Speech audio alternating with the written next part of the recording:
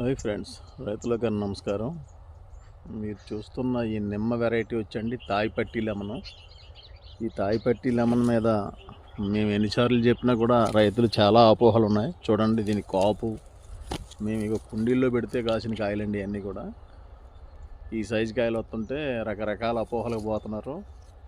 ఇది చెట్టు కూడా సింపుల్గా చిన్నగా ఉంటుందండి, అందంగా కాయలు కాస్తుంది, మంచి కాయలు కాస్తుంది. ఇది ఈ రకాన్ని కూడా తోటలుగా పెంచుకుంటూ రాబోయే రోజుల్లో ఫస్ట్లో ఎవరన్నా మీకు ఇది ఎందుకు వేసారు అది ఎందుకు వేసారని తలకో మాట అంటారు, కానీ అవన్నీ పట్టించుకోకూడదు.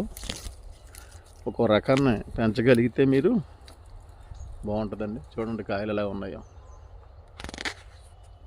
కాయ రాలిపోయినా సరే వారం రోజుల దాకా పాడవదు అనమాట అండి, అంత కీపింగ్ క్వాలిటీ ఉంటుంది. ఇది